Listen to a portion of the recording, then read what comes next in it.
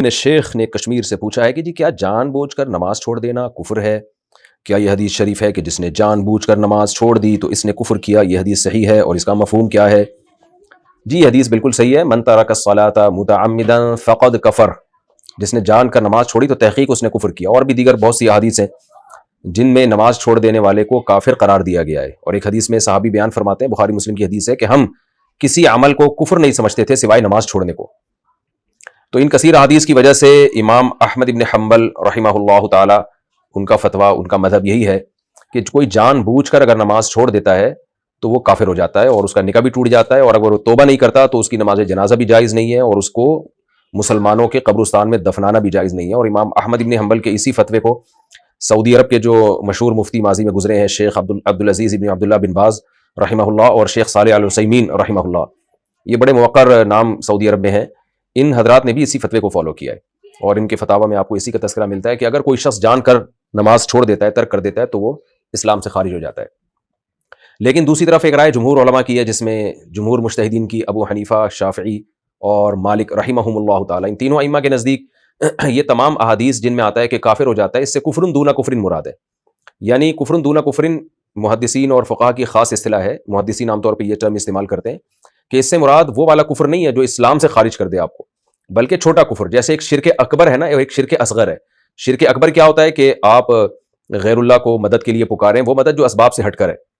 یا قبروں سے مانگنا شروع کر دیں، اور جو بھی مشرکین کے بارے میں جو شرک آپ علماء سے سنتے رہتے ہیں، جس سے انسان ملت سے، اسلام سے خارج ہو جاتا ہے۔ اور ایک چھوٹا شرک بھی ہے، جیسے ریاکاری آپ کر رہے ہیں، اللہ کے علاوہ کسی کو دکھانے کے لیے نماز پڑھ رہے ہیں، تو یہ چھوٹا شرک ہے، یہ شرک اصغر کہلاتا ہے، ریاکاری۔ اس شرک سے انسان گناہگار تو ہوتا ہے لیکن اسلام سے خارج نہیں ہوتا۔ تو جمہور علماء کے نزدیک وہ حدیث جن میں آتا ہے کہ انسان نماز چھوڑ دینے سے کافر ہو جاتا ہے، اس سے چھوٹا کفر مراد ہے، یعنی وہ کفر جس سے انسان ملت سے، اسلام سے خارج نہیں ہوتا لیکن عمل کافروں والا کر رہا ہے، وہ اس کو کافر گویا مجازن قرار دیا گیا کہ کام اس نے کافروں والا کیا۔ اور یہ جو حدیث ہے جس میں آتا ہے کہ صحابی رسول کہتے ہیں کہ ہم کسی عمل کو کفر نہیں سمجھتے تھے نبی کے دور میں سوائے نماز چھوڑنے کو، تو وہاں کفر سے کفر اکبر ہی مراد ہے، لیکن نماز چھوڑنا اصل میں ایک علامت تھا، کیونکہ اس زمانے میں یہ ممکن نہیں تھا کوئی مسلمان ہو اور نماز نہ پڑھے، تو جو نماز نہیں پڑھتا تھا اس کو کافر سمجھا جاتا تھا، اس لیے کہ اگر مسلمان ہوتا تو نماز پڑھتا وہ، تو یہ ایک ظاہری علامت تھی کیونکہ مسلمان نماز چھوڑتے نہیں تھے، اس لیے نماز چھوڑ دینے والے کو کافر ہی سمجھا جاتا تھا۔ آج بہت سے مسلمان بھی نماز چھوڑ دیتے ہیں، تو اس لیے آج یہ ایک علامت رہی نہیں ہے کہ کوئی نماز چھوڑے تو ہم اس کو کافر سمجھیں، کیونکہ بہت سے مسلمان اللہ معاف فرمائے نماز چھوڑ دیتے ہیں۔ تو اس دور میں تو یہ ایک علامت تھی، یہ کیونکہ پاسبل ہی نہیں تھا، اتنی نبی صلی اللہ علیہ وسلم سے وحیدیں سنی ہوئی تھی لوگوں نے کہ منافق بھی نماز پڑھنے آ جایا کرتے تھے۔ تو لیکن بہرحال ان حدیث سے اتنا تو پتہ چلتا ہے، چاہے آپ اس کا کوئی بھی مفہوم بیان کریں، کفر سے چھوٹا کفر مراد لیں یا بڑا کفر مراد لیں، اتنی بات تو علماء کا اتفاق ہے کہ اسلام میں شرک کے بعد سب سے بڑا گناہ جان بوجھ کر نماز قضا کر دینا ہے۔ اس میں تو سب کا اتفاق ہے، کیونکہ کسی عمل پہ اتنی شدید وعیدیں اور اتنے صراحت کے ساتھ بار بار کفر نہیں کسی عمل کو قرار دیا گیا جتنا نماز چھوڑ دینے کو قرار دیا گیا ہے۔ تو اس لیے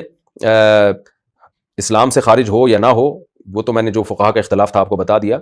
لیکن یہ کہ نماز کی اہمیت کا بہرحال ان حدیث سے ہمیں پتہ چلتا ہے، اور اس میں دو رائے نہیں ہو سکتی کہ یہ کام کافروں کا ہی نماز چھوڑنا، مسلمان نماز نہیں چھوڑ سکتا۔